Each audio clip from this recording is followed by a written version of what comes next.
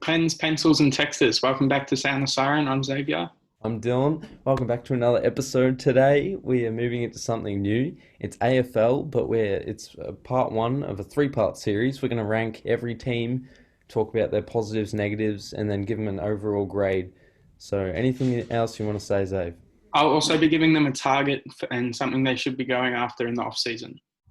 Sounds good. So we may as well start with the Crows, the Adelaide Crows. They've got a few positives, even though they're winless, they've somewhat exceeded expectations, I guess you could say, in recent weeks. They've matched the intensity of St Kilda, Essendon, and Collingwood to some extent. I think they have some great young kids: Will Hamill, Ben Keys, Tom Doedee, who's unfortunately out, and Darcy Fogarty, who hasn't reached his full potential, and then Riley O'Brien and Brodie Smith have both established themselves as great players. Brodie Smith is pretty old now, though, I'm pretty sure. I think Yeah. he's reaching his 30s. My pros, I've got nothing. Adelaide, they've been the worst team all year. As a Carlton fan, I know a fair bit about being the worst team, but yeah, they've got nothing. I don't know what else to say. They haven't won a game, and nothing good has happened for them this season. I'd be upset if I was an Adelaide fan, and it doesn't seem like they're really trending in the right way either. Not even some potential though. We'll get into that with my negatives. Ah, go ahead. My negative is an aging list. I look at Sloan, Tex Walker, even Daniel Talia is getting up there a little bit now. Brodie Smith, Laird is approaching his late 20s. Mm. And I look at their youth, and I think they're steps behind Gold Coast, Carlton, Brisbane, GWS even. I think even Fremantle as well. I think a lot of teams have better youth than they do coming through. So that's my negative for them. Yeah, okay, that's fair. My Uh, grade as well. Do you want that? I'll just say my negatives. Obviously, a lot has gone wrong. They score the least amount of points and concede the most amount of points. Um, but yeah, the Crouch brothers haven't been in their best form. One of them may be traded. Sloan as well struggled, and Laird certainly isn't all Australian shape. Certainly isn't in all Australian shape. Sorry, yeah. I think they're also in a bit of shambles. Obviously, they've been dropping big name players. Obviously, Matt Crouch got dropped, and Bryce Gibbs can't even get into the team. So Hmm. it's a bit interesting to see what will happen. But yeah, my grade for them is an F, purely because they haven't won a single game yet, and you need to win games to get good grades, I guess. And I haven't really been overwhelmed with the youth that I've seen, so not much positive coming out from there. My grade as well, an F. They need a miracle to escape the wooden spoon. Mm. And yeah, I don't think you could have said much else really. We've pretty much summed them up. Although we do disagree on the potential, but that's okay. My target for them, I was going to try and give players for all of them, but for them, I'm just going to do the draft. They need to draft well in the off season. They're definitely going to have the number one pick. So obviously the underage competitions and stuff aren't going ahead. So it's going to be difficult for their scouting and to see who should be getting picked up. But if they can hit with their draft picks in the future, they can definitely rebuild pretty well. They've officially locked in four out of the top 30 picks and maybe five if Brad Crouch does leave. So that's the Crows. Next on the alphabetical order is the Brisbane Lions.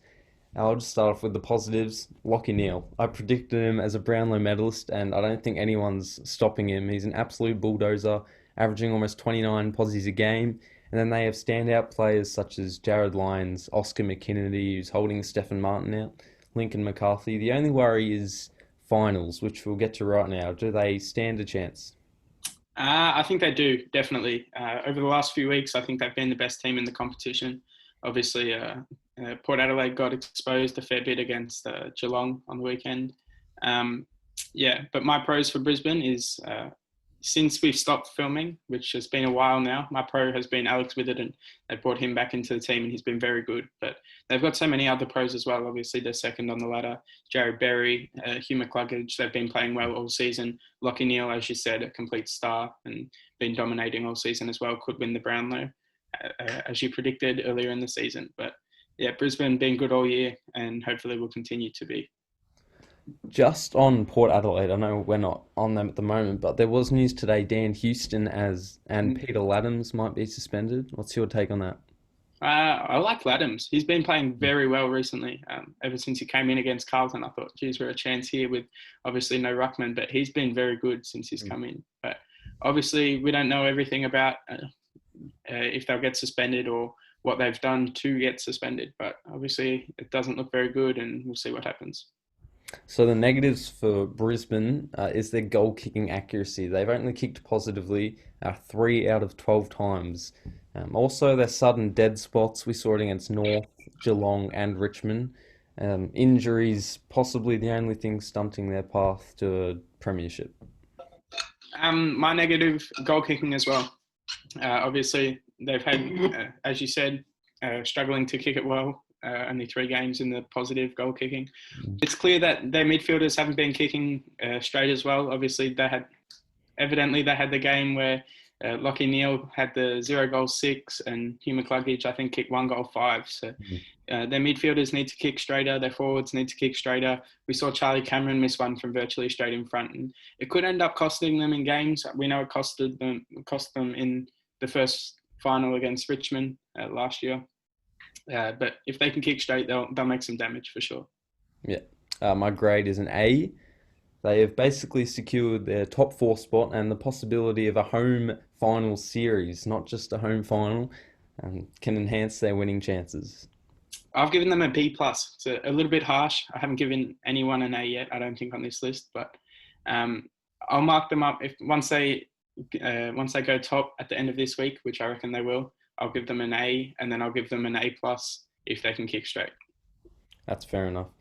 Target for Brisbane would be a key forward. I think Joe Danaher will become available in the off-season, and if they can get him, it'll be massive because they've lacked targets up forward. I know Eric Kipwood tries his best, but I'm not sure he's quite up to being the number 1 forward. I think if Danaher can come there and the two of them can work in tandem, it'd be very good. Now, the mighty Blue Baggers, we're excited to talk about them. I've got a few positives. They're playing an exciting brand of footy.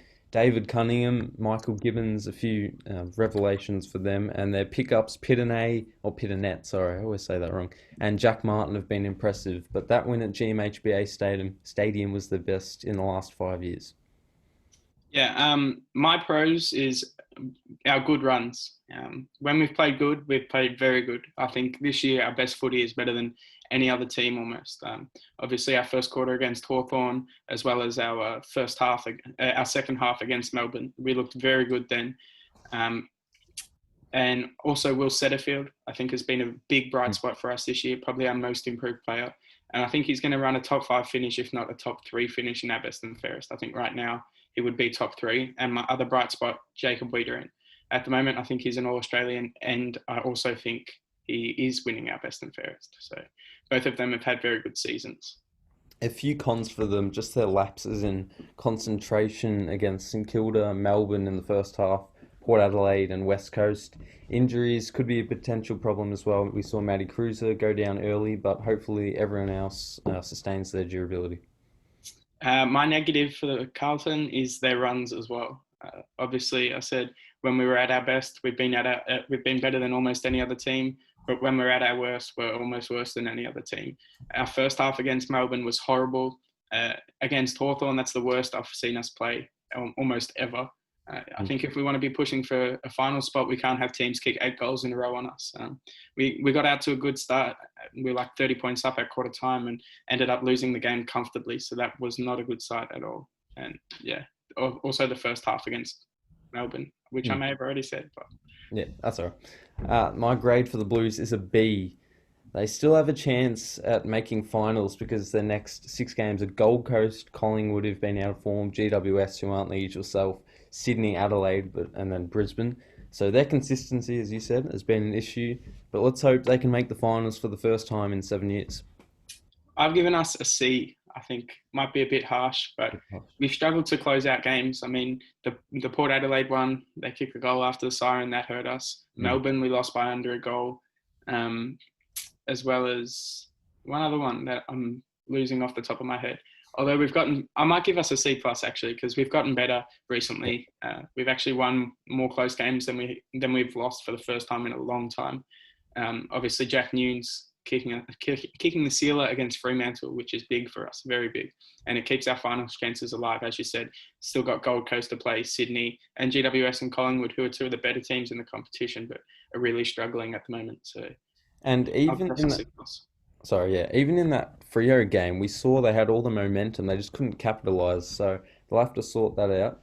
My Yeah. target for us is I'm thinking a midfielder that's ready-made, like a ready-made star. We've picked up a lot of players like Setterfield, as I said, who's been very, very good.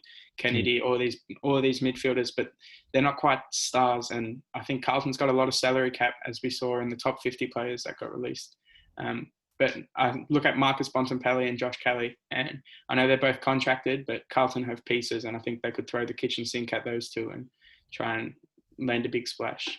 Now to Carlton's rivals, Collingwood. The positives for them, their first quarters have been sensational. They've won 9 out of a possible 12, and then they've drawn one as Taylor Adams and Braden Maynard have had career seasons, and their small forwards have frequently looked dangerous. But before round 8, their defence was phenomenal. Unfortunately, they've dropped a bit of form since then. My pros for Collingwood, I've got a few of them. Their defense, especially early in the season, they kept teams to very low scores, which is very good. And obviously, if you keep them to a lower score than you do, you're going to win. Their individual players, I think they've got one of the most talented lists. They just haven't been able to pull things together. And I think if they can get everyone fit, everyone good and healthy, obviously they've got the talent to compete against any team in the league. So the negatives for the Pies, I think it's just one word, really. Injuries. How DeGoey and then the whole side bottom fiasco, which was an injury, but that really tore their chemistry apart. And they've been let down with Mason Cox's form. Just struggling in recent times. It's a bit odd to see Collingwood struggle like this considering their form in the past 5 years. So definitely one to watch. Yeah, you said just one word. I've got it in 3 words: injuries and suspensions. Obviously, DeGoey's out for the season, as well as Jeremy Howe, the Langdon brother. Tom Langdon. Yeah, Tom Langdon. He's been out all season. I think it's concussion issues, but it's not good for him. I think he was really coming into his own in the final series, the year that they made it to the grand final. I think not last year, but the year before. He was really coming into his own, and I think he can be really good if he can get back. Adam Treloar obviously missed a lot of games, and Pendlebury obviously missed a lot of games as well. Yeah, so injuries and suspensions for them. Yeah, 100%. I've got them at a B. It's fair to say they'll make finals, but whether or not they can hold their weight against the big boys is the question, and it's not really their fault. Side bottom is, but it's been difficult for them, and the younger players are developing, which is another positive. I've also got one other negative for them. Actually, I forgot to say it. All of the off-field issues that they've had. Obviously, side bottom breaking the COVID restrictions, and I think there was someone else that broke the COVID restrictions on Collingwood as well. But it dates back a few years now. They've had issue after issue after issue off-field. My grade for them is a C.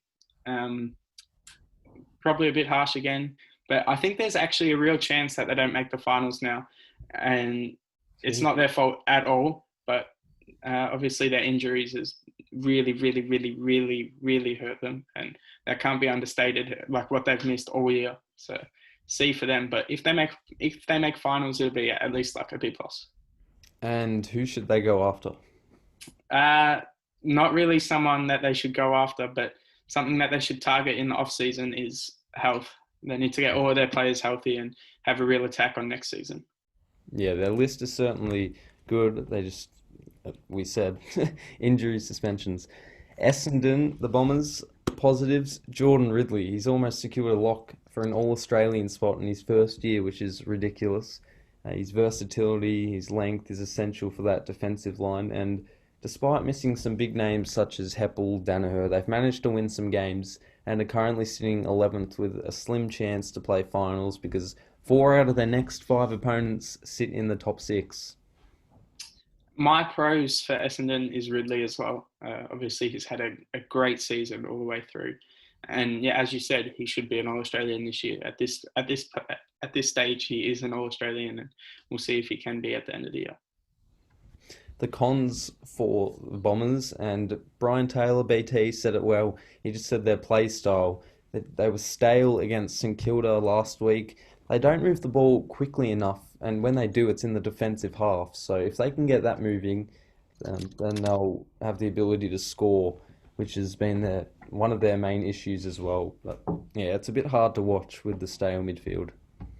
My negatives for Essendon is injuries as well and suspensions. Heppel's obviously missed lots of time. Stringer has missed lots of time. Danaher hasn't played for the season. Dylan Shields missed weeks through suspension. Connor McKenna's been suspended for corona. And Zach Merritt missed the week for his punch on Jack Silvani. So Yeah. I think if they can pull everything together and get healthy as well, maybe they could make a run for it, but probably a bit late in this season. I'd look to make a run for it next year. I've got them at a C. They've been okay, but it's a mix of things. On one hand, you have these injuries, and then on the other, you aren't producing scoring. But hopefully, with Stringer back this week, they can challenge the Tigers in Aboriginal round. I've given them a D+. I know D sounds really bad, but it's only one grade lower than you. Yeah, it's not really their fault again, injuries, but we'll have to see how their whole team performs when they're all together. I'm not sure that they're that good, but I think they're definitely better than some people think. Yeah. My target for them is Danaher. Obviously, he's on their list at the moment, but if I was Essendon's list management, I'd be doing everything I can to either keep Danaher or get lots for him in the off season. I was going to say they have to trade him because I'm not sure if he's too keen on being there, but they can get a few assets out of that. The final team for today of the first episode, the three-part series, is the Fremantle Dockers. A lot of positives in my eyes. They have the youngest and second least experienced team in the comp, and they've managed to take down sides such as Collingwood and St Kilda in a colossal comeback. And then they've got a rising star contender in Caleb Sarong, who's just popped up out of nowhere, really. And then they've transformed from the least efficient kicking side last year to the most efficient this year. And Luke Ryan as well, star. My pros for Fremantle is winning. They've been winning over the last few weeks, and that's great for them. But also Caleb Sarong, top 10 pick, and playing very good, especially as of late. And also Brayshaw, he's turned into an absolute star this year. He's really come on. And next year he may be an All-Australian. We'll have to see how it goes. But he's really, really, really been good. So really good for Fremantle. Now, the negatives for Freo, I didn't have this written down, but off the top of my head, I'm just going to say whether or not it's their play style, but it just affects the game scoring as a whole. One, off the top of my head, Geelong, Fremantle, it was 48-16, the final result, which is not great to watch, and they lost out of it. So I don't know if it's just them, but they've had multiple games this year where the scoring's been low for sure. Also, injuries, Griffin Logue, Alex Pearce, Joel Hamling, Michael Walters, they've missed a few games, which doesn't help the youth, and Jesse Hogan, David Bundy haven't been their true self. Also, I've got one more pro. I didn't even think of it, but looking at my negative, I've realised that this is sort of works into their positive. Matt Taberner and Rory Lobb, they've been elite for Fremantle this year. I think they're first and second in the league for contested marking, which is really, really good for them. But my negative is Jesse Hogan. Obviously, they traded a lot for him and they got him into their team. They wanted him to be their star forward, and he's not even getting a game. I know he was fit this week and didn't come into the team. I'm not sure whether that's because he hasn't had enough of a pre-season and enough of a fitness base to be getting a game. But they've been trying. I saw a report that they've been trying him out in the back line, and they're looking to get him into the defence. But I think when he's at his best, he's a star, and he'd be a massive addition to the Fremantle team. Now, we don't have minuses here in Australia, but I couldn't figure out whether to give them a C plus or a C or a D plus. So I've gone with a C minus because their form has fluctuated and it's a good test for their youth to cope with intense matchups at Optus Stadium. I would have given them a C, but over the last few weeks since we stopped filming, a C plus. They've been really good over the last couple of weeks and pulled a few wins in. My target for them is also the draft. I think they've got lots of talent, but it's all young talent outside of like maybe Nat Fyfe and David Mundy. All of their best players are really young, and I like how they've moved Sarong and Brayshaw into the midfield to develop them, but I think they can get other stars still through the draft. They're going to have a pretty high draft pick again this year, and I think if they can draft a good player, it'll be good for them. Kind of like Essendon as well. They do need to be more assertive in the midfield just to get that drive into the forward half. Anything else to say, Zave? Nothing from me, Don. Actually, I do have one. It's not AFL related, but NBA related. Obviously, we saw the two number one seeds, the Lakers and the Bucks, drop game one. Who would you be more worried for to lose this series? Lakers, 100%. Just because the Magic, they've got an interesting lineup, but I don't see them taking more than 2 games. And I'll say 2 because I didn't even expect them to take 1. But the Lakers, Portland is a serious threat, and the only reason they were the 8th seed is because they had injuries, like many AFL teams. So, yeah, I would love to see both of them go down, but at the same time, I do love LeBron, and I would love him to get another ring. But if it was against Miami, I just wouldn't mind if he laid off a bit. But yeah, definitely the Lakers. Yeah, I agree. I don't see the Bucks. I think they'll win it in 5 still. Obviously, they lost the first one, but they'll come back. And the Lakers, I'm worried for them. The Trailblazers, they're not your classic 8 seed, and they're actually really good. And I'd rather see them versus like the Thunder or someone else. Obviously, with the new bubble, they couldn't have really the best seeding. I think I may have preferred seeing like the 1 seed pick who they wanted to play going into the playoffs. But I think them versus the Thunder, even the Mavericks who won today against the Clippers, I think both of them would have been better matchups. But yeah, I'm worried as a Lakers fan. I know Damian Lillard is an absolute star, and he can drop 40, drop 50, even drop 60, as we saw recently, and win them games. So game 2, big game, must win, I think. And I think in the Miami series, we shouldn't doubt the Pacers because even though they didn't have Oladipo and Sabonis, and they almost beat us in game 1. So that as well is a good series. Many good series. Sorry about the lighting. Someone's put the lights out. It's gone a bit dark over here. But I hope you enjoy the first part of the 3-part series. We'll get to the second block of teams very shortly, I believe. And I hope everyone enjoys. Like, subscribe, comment down below. Who you think's going to win the NBA playoffs, even though this is an AFL video. But until next time, we'll catch you later.